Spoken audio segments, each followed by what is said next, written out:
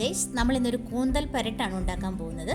കുറച്ച് കൂന്തലെല്ലാം ഞാനിവിടെ കഴുകി മുറിച്ച് വൃത്തിയാക്കി എടുത്ത് വെച്ചിട്ടുണ്ട്. അതിൻ്റെ കൂടെ നമ്മൾ സവോള, തക്കാളി, ഇഞ്ചി, വെളുത്തുള്ളി ഇത് ക്രഷ് ചെയ്തും കൂടെ എടുക്കുവാണ് നമ്മൾ.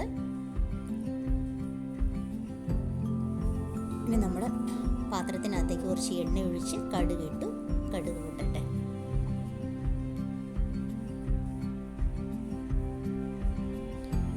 കടുക് ഒന്ന് പൊട്ടി കഴിയുമ്പോഴേക്കും നമുക്ക് ഈ കറിവേപ്പില അങ്ങോട്ട് ഇട്ട് കൊടുക്കാം.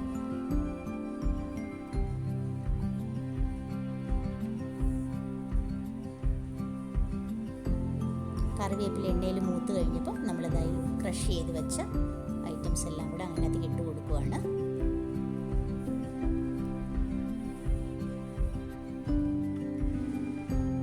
ഇനി നമുക്കിതിനെ ശരിക്കും നന്നായിട്ടൊന്ന് വഴറ്റിയെടുക്കണം. അത് എണ്ണ മുകളിൽ തിളച്ച് പൊങ്ങി വരുന്നവരെ നമ്മളതിനെ വഴറ്റി റെഡിയാക്കി എടുക്കും.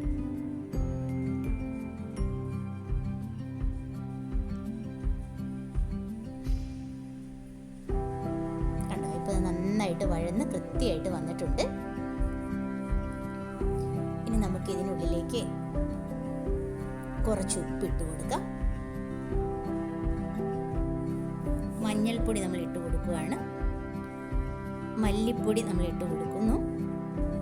കുറച്ച് കുരുമുളക് പൊടി, ചതച്ച കുറച്ച് മുളക്,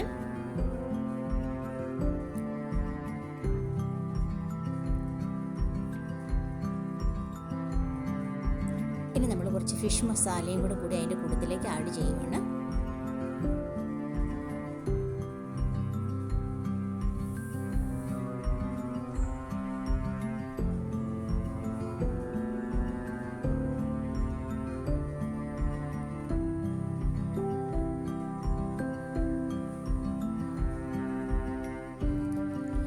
ഇതിനെ നന്നായിട്ട് ഇളക്കി യോജിപ്പിച്ച് എടുക്കാം. ഇപ്പം തന്നെ നല്ലൊരു മണമൊക്കെ വന്ന് തുടങ്ങിയിട്ടുണ്ട്. ആ മസാലയൊക്കെ ഒന്ന് വഴണ്ട് വരുന്നൊരു നല്ല സ്മെല്ലാണ്. ഇനി നമ്മൾ അതിനകത്തേക്ക് നമ്മൾ അരിഞ്ഞു വെച്ച ഈ കൂന്തൽ ഇട്ട് കൊടുക്കുക.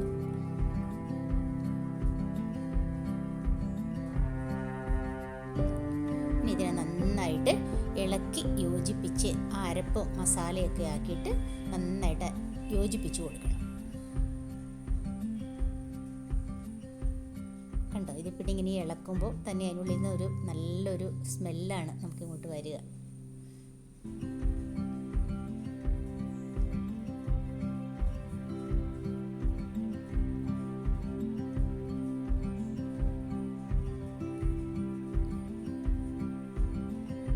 ഒരു 2 മിനിറ്റ് അതങ്ങനെ വെച്ചതിന് ശേഷം നമ്മൾ എന്ത് ചെയ്യുക, 2 കുടംപുളി കുറച്ച് വെള്ളത്തിലിട്ട് വെച്ച് അതും കൂടെ ഇതിൻ്റെ ഉള്ളിലേക്ക് ആഡ് ചെയ്ത് കൊടുക്കുകയാണ്. ഇനി ഇതൊന്ന് 2 മിനിറ്റ് ഒന്ന് വേവണം. അപ്പോഴേക്കും ആ കുടംപുളിയുടെ സത്തും ഒക്കെ അതിനകത്തേക്ക് ശരിക്കും പിടിച്ച് ഇപ്പോൾ നമുക്ക് നല്ലൊരു സ്മെല്ലാണ് വരിക ഇതിനകത്തുനിന്ന്. കണ്ടോ, തിളച്ചുകൊണ്ടിരിക്കുകയാണ്. ഈ തിളയിൽ നിന്ന് നല്ല ആ തിളയ്ക്കുന്ന ആ സ്മെല്ലും എല്ലാം കൂടെ വല്ലാത്തൊരു എക്സ്പീരിയൻസ് ആണ്.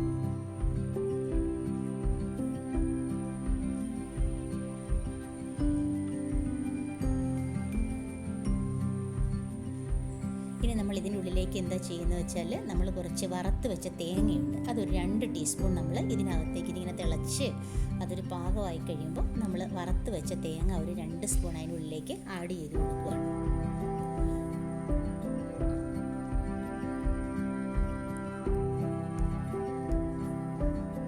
ഇനിയാണ് മെയിൻ ഇൻഗ്രീഡിയൻസ് വരിക. ഇനി നമുക്ക് കുറച്ച് ബട്ടർ അതും കൂടെ അതിൻ്റെ കൂടെ ആഡ് ചെയ്ത് കൊടുക്കണം.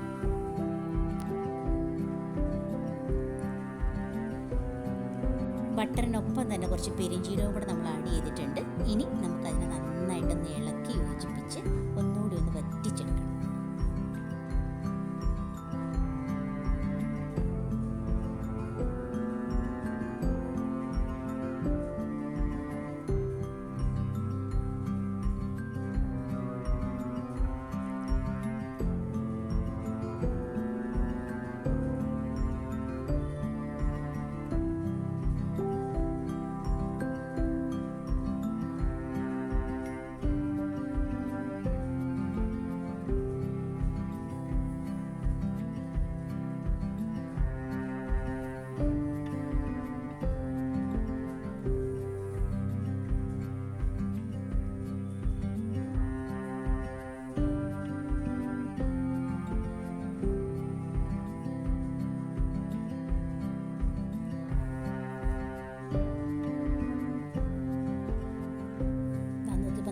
ഇവിടെ റെഡി ആയിട്ടുണ്ട്. ഇനി നമ്മളിതൊരു പാത്രത്തിലേക്ക് സെർവിങ് പ്ലേറ്റിലേക്ക് നമ്മളത് മാറ്റുവാണ്.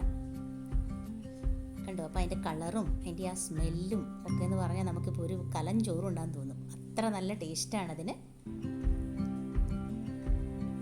കണ്ടോ, നമ്മുടെ കൂന്തൽ പരട്ട് അങ്ങനെ റെഡി ആയിട്ടുണ്ട്. നമ്മൾ ഡെക്കറേഷന് വേണ്ടി ഒരു കറിവേപ്പില തണ്ട് കൂടി വെക്കുകയാണ്. നമുക്കിത് ഡൈനിങ് ടേബിളിലേക്ക് കൊണ്ടുപോയി വയ്ക്കാം. അപ്പോൾ ഗൈസ്, ഇത്രയേ ഉള്ളൂ. നമ്മുടെ ഈ കൂന്തൽ വരട്ട് എല്ലാവരും ട്രൈ ചെയ്ത് നോക്കണം. വല്ലാത്ത ടേസ്റ്റാണ്.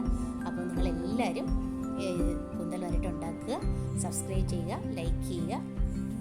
ഓക്കെ, അപ്പോൾ എല്ലാവർക്കും നല്ലൊരു ദിവസം ആശംസിക്കുന്നു. Thank you.